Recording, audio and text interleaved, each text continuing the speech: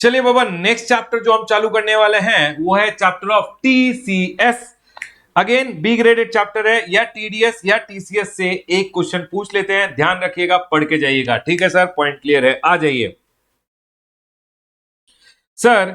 आपने एक quick linking दे दीजिए। यस बाबा, एक क्विक लिंकिंग ले लीजिए। मैंने स्टार्ट किया गुड्स एंड सर्विस से। गुड्स एंड सर्विस सप्लाई हो गया, सप्लाई या तो इंटरस्टेट हो गया या इंट्रास्टेट हो गया। इंटर हो या इंटर हो, इंटर हो या इंट्रा हो, जीएसटी तो लेवी हो गया। एक बार जीएसटी लेवी हो गया तो it has to be collected paid by taxable person. कैसे कलेक्ट करेगा, कैसे पे करेगा सर? कैलकुलेट करेगा GST is equal to value of supply into rate of tax. एक बार वैल्यू मालूम चल गया तो tax invoice, credit note, debit note and delivery challan. ठीक है सर, एक बार टैक्स इनवॉइस रेज कर दिया, उसके बाद क्या होगा? उसके बाद सर लायबिलिटी आ जाएगा।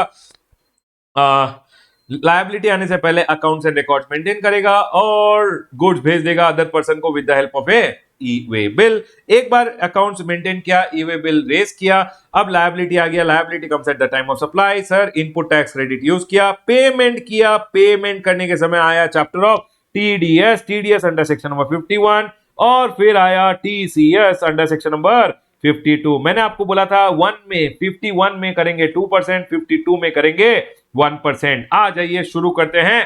टीसीएस, टीडीएस और टीसीएस के प्रोविजन इफेक्टिव हुए थे फ्रॉम 1 अक्टूबर 2018। ठीक है सर, तो समझ लीजिए यहां एक सप्लायर है, यहां एक ऑनलाइन बायर है। ऑनलाइन बायर गया फ्लिपकार्ट पे। मैंने फ्लिपकार्ट का एग्जांपल लिया है। बेसिकली कोई भी ई कॉमर्स ऑपरेटर हो सकता है यहाँ पे। ठीक है सर, समझ लीजिए अमेजॉन है या फ्लिपकार्ट है। मैंने फ्लिपकार्ट लिया, ये आप हो। आपने क्या किया? ऑनलाइन गए, आपने ऑर्डर प्लेस किया, आपने पेमेंट किया। ऑर्डर क्या होगा? जैसे ही फ्लिपकार्ट के पास ऑर्डर आएगा, फ्लिपकार्ट ऑर्डर सप्लायर को सप्लाई फॉरवर्ड कर देगा। सप्लायर क्या करेगा? गुड्स को पैक करेगा और भेज देगा आपको। आपको जैसे मिल गया, उससे पहले आपने पेमेंट कर दिया होगा। अब जैसे ही आपने पेमेंट कर दिया फ्लिपकार्ट को, गवर्नमेंट ने बोला रमेश क्या हो रहा है इधर?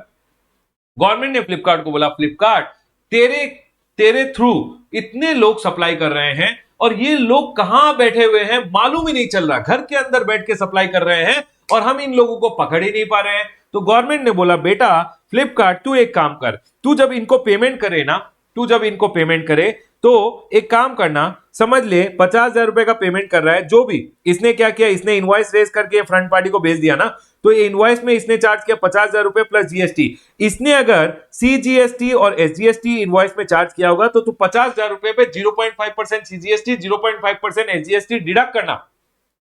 फ्लिपकार्ट तू एक काम करना, रजिस्ट्रेशन लेना as a TCS collector, separate registration है ये।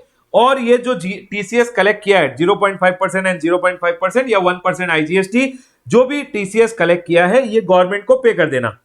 तू गवर्नमेंट को पे करते हुए अपना रिटर्न 10 तारीख तक लगा देना, जीएसटीआर 8। गवर्नमेंट क्या करेगी? गवर्नमेंट इन सप्लायर्स को ये जो 500 रुपए जो तूने कलेक्ट किए हैं ये अवेलेबल कराएगी। ये लोग जैसे ही वैलिडेट करेंगे इनके ई कैश लेजर में अमाउंट को क्रेडिट कर देगी गवर्नमेंट।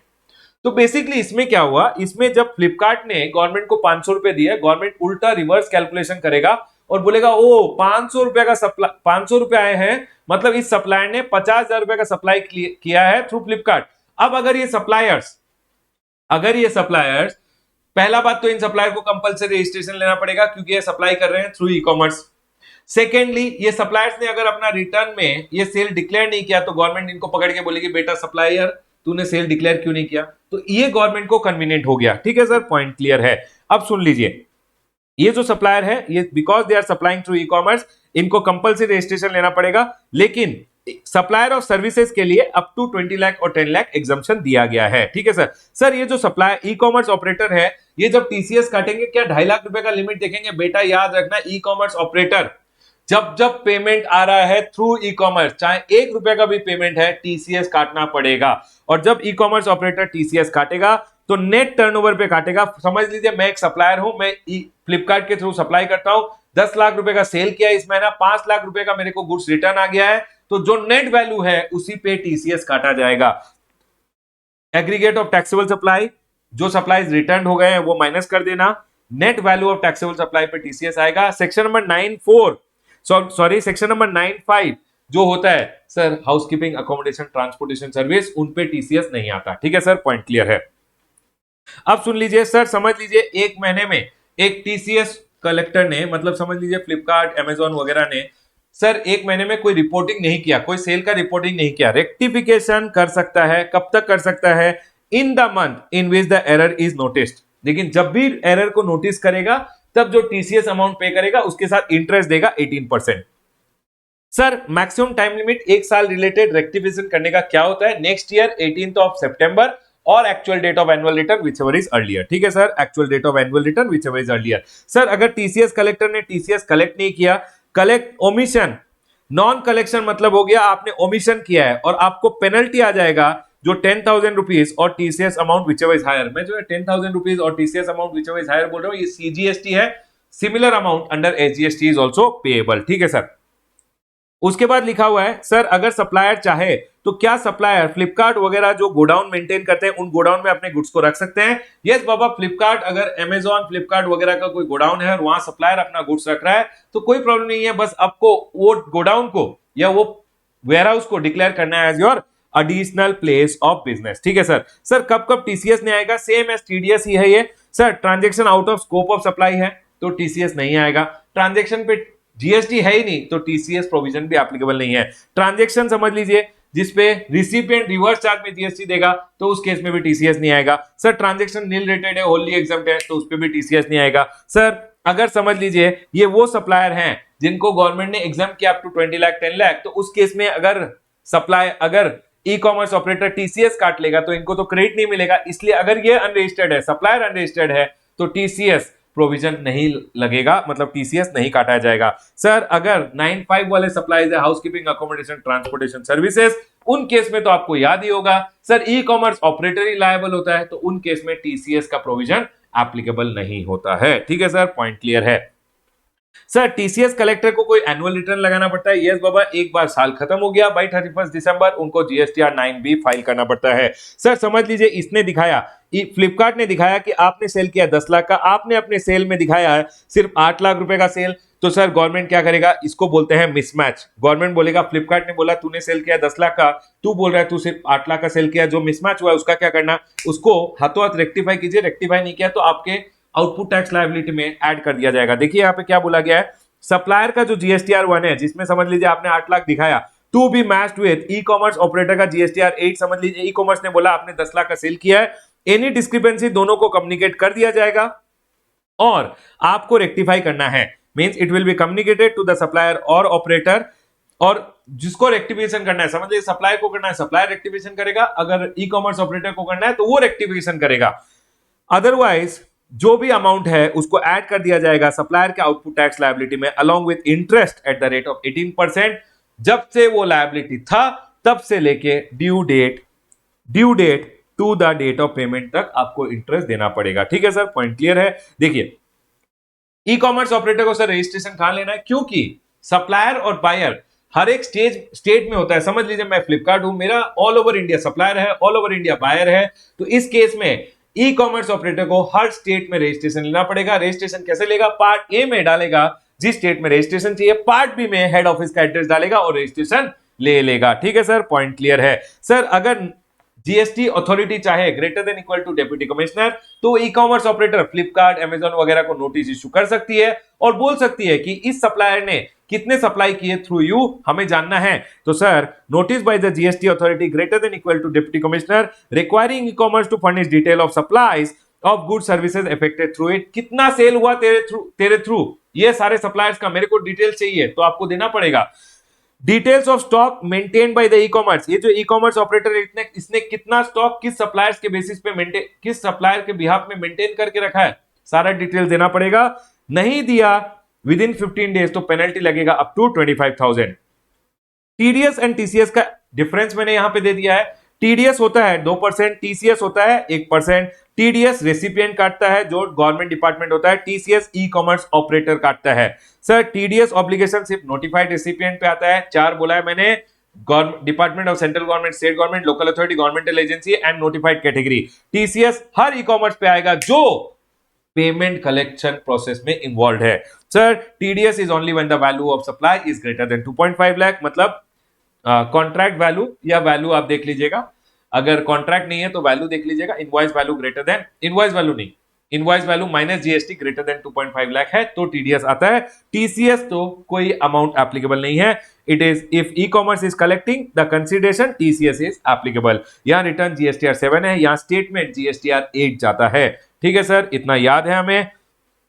एक बहुत इंपॉर्टेंट पॉइंट है, याद रखिएगा हमेशा, अगर ये समझ लीजिए सप्लायर है, ये समझ लीजिए बायर है और ये समझ लीजिए ई कॉमर्स ऑपरेटर है, अगर ये इनवॉइस इशू कर रहा है ई कॉमर्स ऑपरेटर के नाम पे, ई कॉमर्स ऑपरेटर फर्दर इनवॉइस कर रहा है अपने नाम पे, तो इस केस में तो ई कॉमर्स ऑपरेटर एजेंट बन गया। यहां पे कोई टीसीएस का प्रोविजन नहीं आएगा। यहां से यहां एक सप्लाई हो गया, यहां से यहां एक सप्लाई हो गया, उस केस में टीसीएस प्रोविजन नहीं आता है। टीसीएस प्रोविजन कब आता है? आप हो सप्लायर, ये है बायर, आपने इसको डायरेक्टली इनवॉइस दे दिया, इसने क्या किया, पेमेंट किया ई कॉमर्स ऑपरेटर को, पेमेंट, और आपको इसने पेमेंट किया है, तभी याद रखिएगा ई कॉमर्स ऑपरेटर अब आपका एजेंट नहीं है। क्यों नहीं है agent? Sir he is not an agent as per section number 71C, क्योंकि इनवॉइस इसने इशू नहीं किया है और इसी केस में टीसीएस आता है। इस केस में टीसीएस नहीं आएगा। अगर ई कॉमर्स ऑपरेटर एजेंट है तो आपने इसको सप्लाई किया है, इसने फर्दर सप्लाई किया है, ये यहां पेमेंट करेगा, आपको ये पेमेंट करेगा। इस केस में टीसीएस नहीं आता। टीसीएस तब आता है जब इनवॉइस आपने डायरेक्टली कस्टमर को इशू किया है, बस पेमेंट कलेक्शन में ई कॉमर्स ऑपरेटर इन्वॉल्व है। ध्यान रखिएगा, जब ई कॉमर्स ऑपरेटर एजेंट नहीं होगा तभी टीसीएस प्रोविजंस एप्लीकेबल होंगे। डन सर, पॉइंट क्लियर है। नेक्स्ट, यहां एक सर्कुलर है। सर्कुलर क्या बोलता है सर? सर्कुलर बोलता है फॉर एन एग्जांपल, यहां पे है टी बोर्ड। टी बोर्ड आजकल ऑनलाइन हो चुका है। Yes sir, tea board online हो चुका है। यहां क्या होता है, ऑनलाइन ऑक्शन वगैरह होता है। ये है एक सप्लायर, ये है एक बायर। ठीक है सर, अब क्या होगा, सप्लायर क्या करेगा, सप्लायर टी बोर्ड के थ्रू यहां पे सेल करेगा, इनवॉइस तो यही इसको दे देता है और ये क्या करेगा, ये पेमेंट कर देगा और ये पेमेंट फॉरवर्ड कर देंगे। अब क्या हो रहा है, बेसिकली यहां पेमेंट कर रहे हैं और ये पेमेंट फॉरवर्ड किया जा रहा है, मतलब टी बोर्ड भी तो ई कॉमर्स ऑपरेटर बन गया।